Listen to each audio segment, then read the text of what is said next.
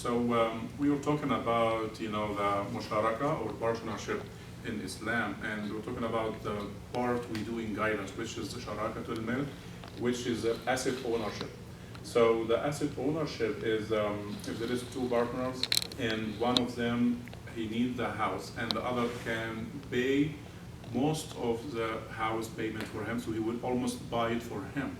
Then the one who gets the house, he need to make payment back because when he owns most of the house, he doesn't use his share of the house. Even his owner, he's a partner in the house. He's not benefiting. He's not benefiting from it. So it's considered like lease. You can think about it as he's paying him a lease for his portion, and also at the same time he can pay him part of the, let's say 80% he owns, he can buy that out from him over time. They can make agreement for 15 years, It's like 20 the years. lease to buy type of, But musharaka, right, in musharaka, through partnership. through partnership. By this way, he doesn't have to own it first, because both of them are going the same time to buy the house, and it doesn't mean, because lease to own, the first party has to own the house first, 100%. In this case, he doesn't have to. And this is a method we are using in guidance, alhamdulillah. And before I talk about the benefit of that, if you have any question, Ayman, you can ask me. So I'm not clear, what's the difference between this and conventional mortgage? Many people in our community, they go to an Islamic option and let's say, hypothetically speaking, they find maybe it will cost them 3%, whatever. But they find some big conventional bank that offers it at 2.5%. So they typically find that they'll save more money with the conventional and they decide to go that route. What's the real difference here? It's a very good question. It's a big difference. First, for the conventional loan, you go to a bank, they give you the price of the house, let's say $100,000, and they demand you, or they expect you to pay back the $100,000 back plus interest. It can be 3%, it can be 3.5%, can be whatever, but they have no liability. They just need their money back plus interest. There is no share on the risk with you. There is nothing. They just look at you as money maker. You have to pay them back this money every month for 30 years. So if any default happens, it's not their business.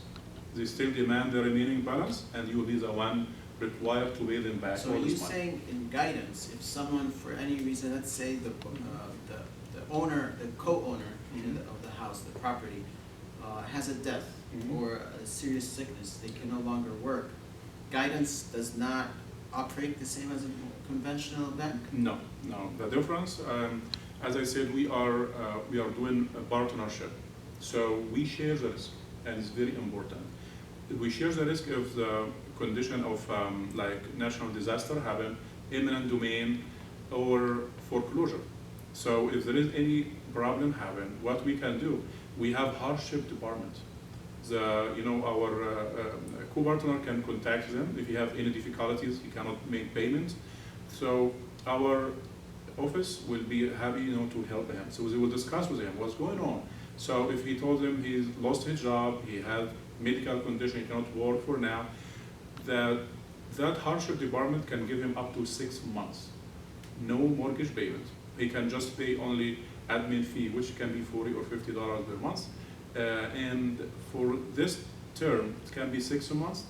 It's another chance for him to find another job or get well and go back to stand on his feet again so he can resume the payment. And this money, by chance, like the money he's supposed to pay for 6 months, it will be added to the end of the contract. So by this way, we are trying to avoid any trouble can happen, like short sale or auction or foreclosure. So we are working together on that. Even if he needed extra time after that, we can help with more. So let's say if after all of this, with chances, he still cannot afford the payment. If something permanent, he has to move, something happen. In that 6 months period, he can find another solution. He can even sell the house. He has enough time to take care of this. So we don't need to go through, foreclosure. We're trying to help our partner on that avenue. And because we share the risk, so even if the house was sold, and this is the end of the avenue.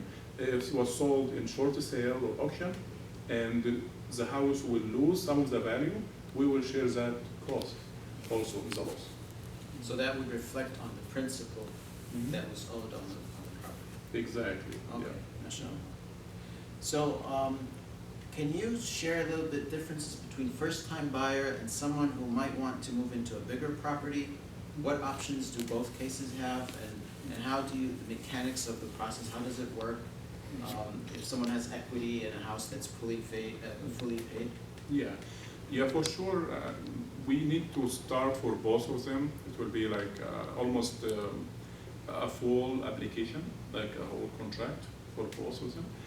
But for the first buyer, it will be like almost simple, way, just to check with their capability for making the payment. And we have also some programs, where we can help with the down payment for people who can qualify for it, for first-time buyers.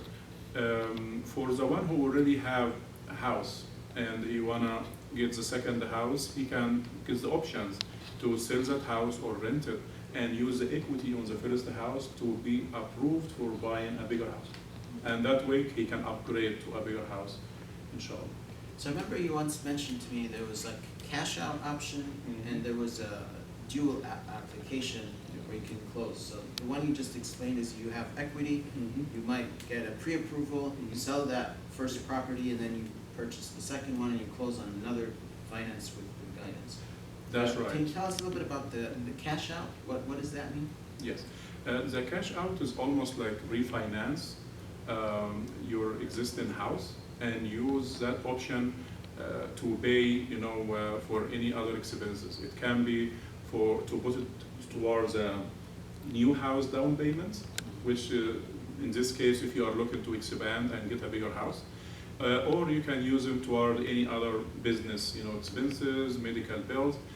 The other option is if you are trying to get a bigger house and you still have another one, it's already paid, for, and you are planning to sell it, we can do the same application in the same time. By this way, we pre-approve you to get a big house, and in the process you can sell the first house and use that toward the down payment. And that will be a good way also to use your existing equity on the house for buying a bigger one. Inshallah. Well, Jazakallah khair, Brother Abdul Halim. Yeah. Before we close, I just want to also pay everyone's attention to the Assembly of Muslim Jurists of America. Their website is amjaonline.net. This is a group of very well reputable scholars here in our country who study these types of issues. They just had a conference earlier this month on contemporary financial issues, and the issue of mortgage came up a number of times, and they do have a number of papers on their website about their opinions of some of these products. So inshallah, people who are interested in Islamic financing can go and click on their fatwa search button and learn more.